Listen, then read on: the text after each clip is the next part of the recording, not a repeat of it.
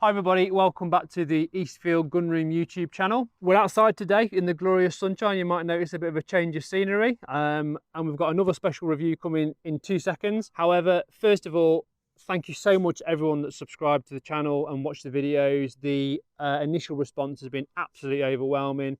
A lot of people seem to have tracked me across the YouTube world and have now found me, and hopefully we're bringing them nice reviews that they're enjoying, so thanks for that. Really appreciate it. Second thing, I've been quite busy in the actual gun room this week doing some work on the gun racks, etc.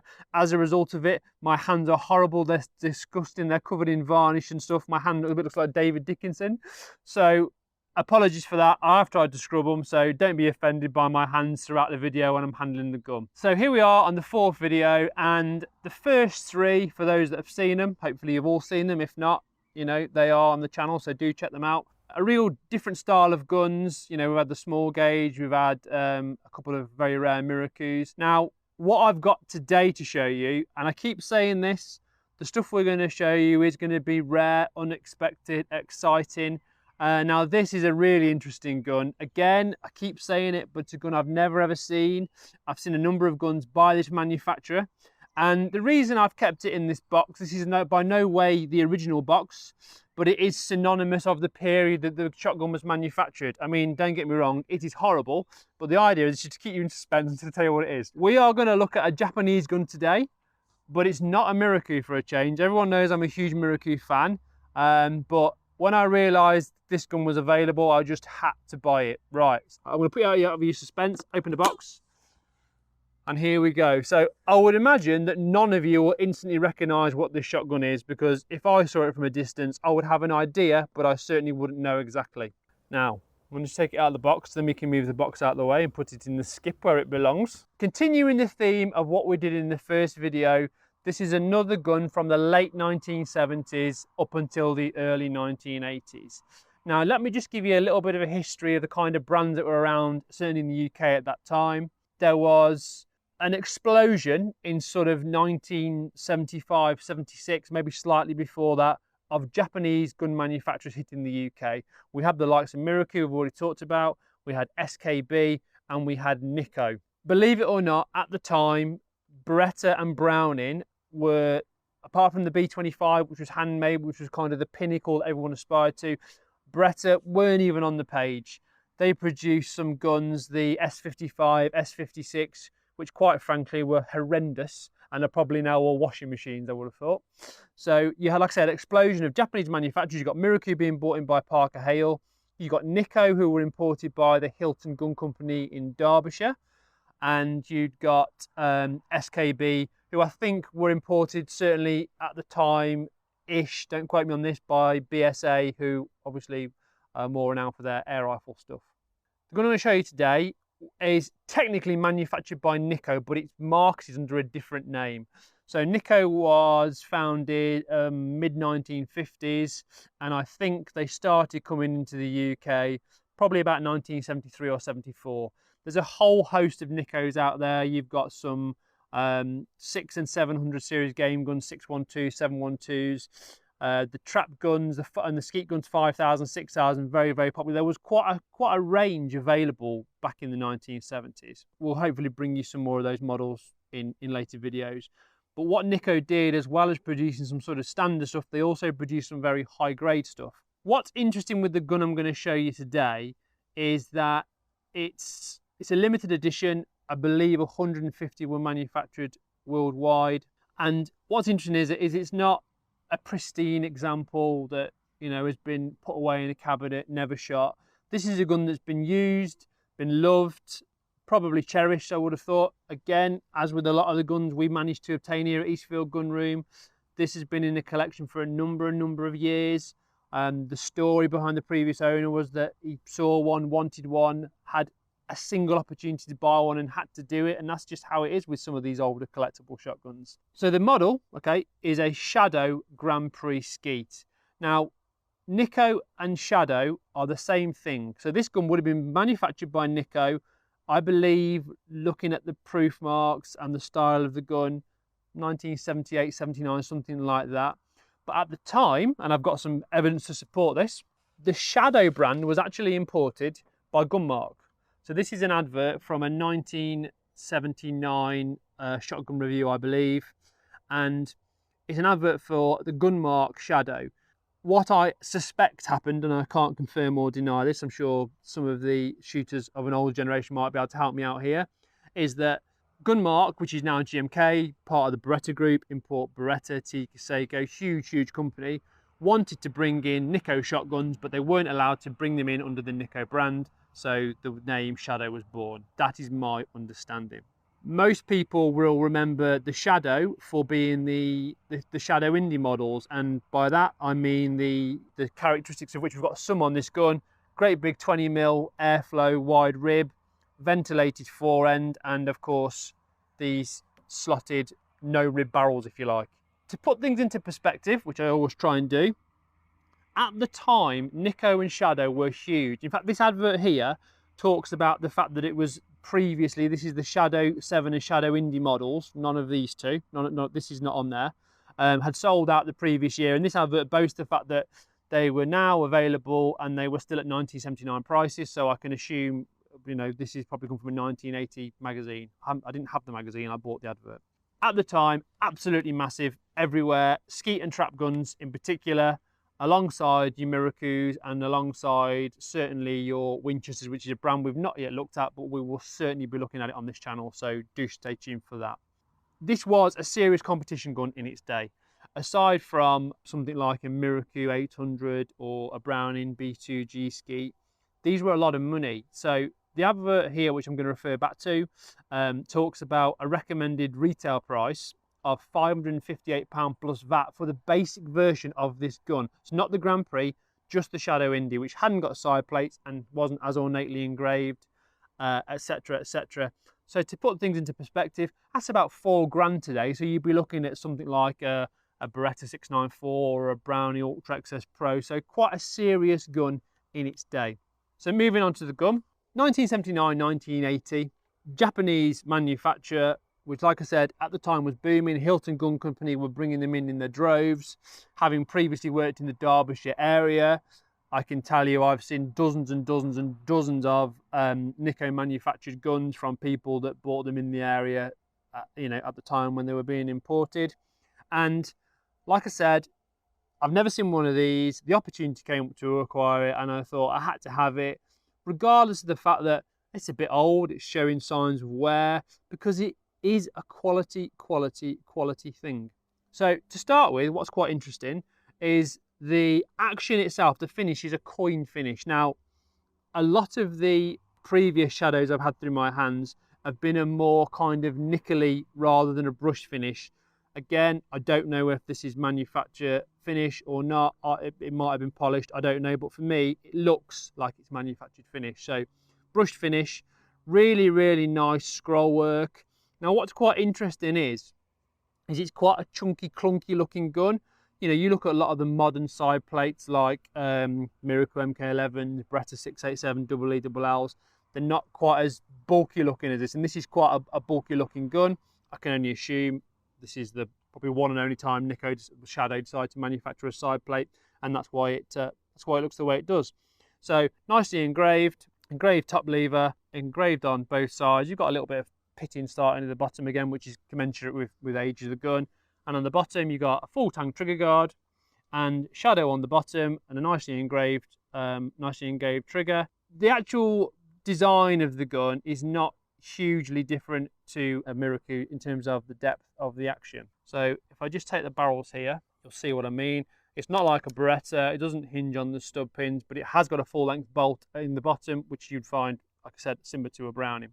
Nicely engine turn finish faces, and the ejectors again is a sign of quality. And the barrels probably on this gun are the most interesting point about it, because like I said, most Shadow Indies had this great big awful 20mm, I say awful, it was popular at the time, 20mm airflow rib. So this gun has got the airflow rib, which is aluminium, and the idea behind this was to reduce heat and to make the gun swing smoother and faster, because of course this is a skeet gun, and therefore there was no sort of hazing, miraging, whatever you want to call it, around the sort of the barrel area, and it cooled the barrels down nice and quickly too. Earlier guns were pinned. Now, obviously, can be problems when you try and put alloy on top of steel, and they came off. So the later gun, which is one reason I believe this is a later gun, actually had a screw straight through the rib into this little piece that sits on top of the barrel. So you got nicely blue barrels, Grand Prix, made in Japan, and like I said, with it being a dedicated skeet gun, all about weight, all about swing, it has no centre rib.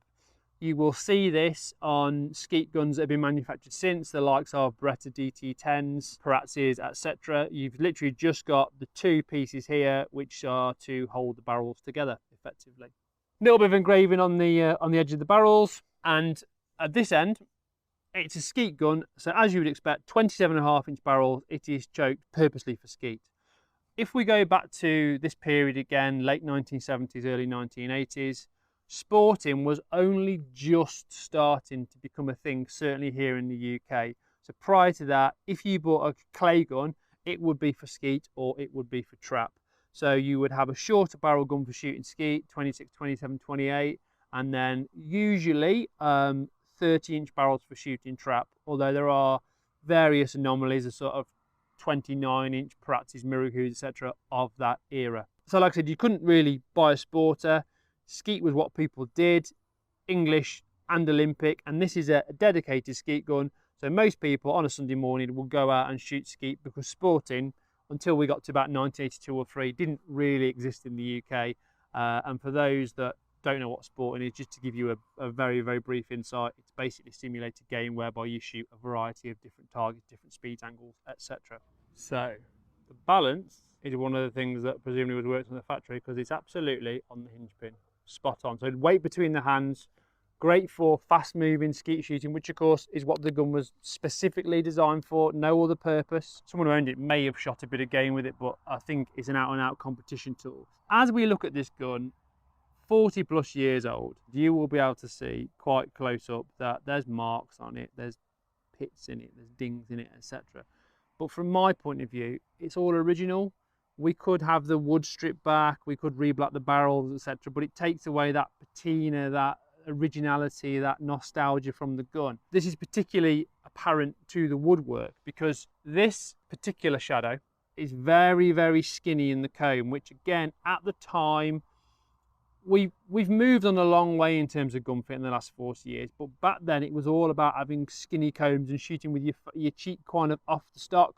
I always remember seeing a Browning B2G that Joe Kitson once used, and that was actually dished out here because it was essentially too high, because of where he wanted to put it in his face to shoot it in terms of comfort, and that's fine. So although I picked this gun up and it's miles too low, not suitable for me at all, it's what was typical at the time. Again, you've got this is the original shadow butt plate. It's Bakelite. It probably kicks a little bit, but it slides, and that's what you need from a skeet gun, and that's what the specification entailed. No palm swell, because again, we talk about the gun needing to be quite fast and movable, because it's a skeet gun, it's a dedicated skeet gun, so it's nice and skinny in the hand. And for those who've seen previous videos, you've also got that mark of quality in the bottom of the pistol grip with the rosewood cap and the ivory diamond, which appears on quite a few Japanese guns, higher grade Japanese guns of the time. So this gun was manufactured by Nikko Arms, under the Shadow brand for Gunmark at the time in the UK. With all Nikko guns, the serial number will start with a K, which denotes Cadentia, which was the factory these guns were produced in. With a Shadow, 9 times out of 10, you'll get SK, because that was the thing that it was sewn up with. The particular serial number of this gun is JW. I have no idea what that means. If anyone wants to tell me, feel free, because I ain't got a clue. Moving on to the fore end. As with Shadow Indie models I've seen in the past, you do get the vents in the fore end, but the shape of this one is quite different to what I recall. So I'll take the fore end off and show you what I mean. This particular beaver tail style of fore end is not similar to what I recall a Shadow Indie being, which I'm sure will bring you on at some point, because it's another collectible gun that I want to talk about. It looks like the style of a Remington 3200 fore end, which again at the time was a popular competition gun, particularly in America. And it's just a bit, it's difficult to explain. It's a little bit It's a little bit flatter and a little bit rounder than a standard Shadow forend. But apart from that, you've got the fins, again, to cool the gun down nice and quickly. You've got the nicely engraved forend iron. And the catch on this, which those that are into older guns will recognise, is pretty much the same as a Winchester, which again, the same corporation produced the Winchesters and the Nikko. It was the Olin Cadentia Corporation. Talked about barrel length, 27.5 inch. Stock length, again, we've talked about the fact that with a dedicated Skeet gun, you want something that's easy to manoeuvre, fast to get into the shoulder, doesn't snag, which is why we've got the Bakelite butt plate and the skinny, lighter, thinner grip stock. But also, what you need essentially is a shorter stock. Now, this is typical of what guns were at the period. It's 14.25 inches, which might seem short by modern standards, but for the time, for the job that it was used for, it was absolutely perfect. The finish, although it's coming up in some places, is original polyurethane, which is like a lacquer, which is very, very, very good in all weathers. And again, typical of the time, a lot of Japanese guns came with a polyurethane finish. And that was just based on the fact that they needed to be durable. One thing I do want to point out with the design of the gun is, obviously it's not a side lock, it's a side plate. So all the internal mechanisms and the working are still inside this box here. It's just got the side plates on the side. And I talked about it being quite deep, but they have made a really, really nice job of where they've carved the action out and filed it nice. They have made it look like a side lock in many respects. Really, really nice. So that's been the Shadow Indie Grand Prix Skeet from me. Yes, it's probably not, you know, as top draw as some of the Miracles we've looked at in terms of the engraving, etc. But it's a really, really rare gun. And, you know, to a lot of people, this will mean a lot of things. And to find one of these, which is super, super, super rare. Remember, 150 manufactured worldwide. This is number 107, according to the serial number. It's just something that I wanted to show you, because I would be very, very surprised if anybody watching this video has ever seen one or certainly owned one. That's it in a nutshell. Special, special gun. If you've got any comments about this gun, please comment below. If you've got any questions about this gun, please comment below or get in touch with me on the email address. I will do my best to help you and to answer them. Don't forget, if you want to ask me anything shotgun related, feel free. Again, get in touch, comment below, and I will always help you out as best I can. That's it from me. Don't forget to like and subscribe to the channel, and we'll look forward to seeing you again next week with another rare and exciting gun here at the Eastfield Gunroom Gun Review YouTube channel. Thanks for watching. Cheers.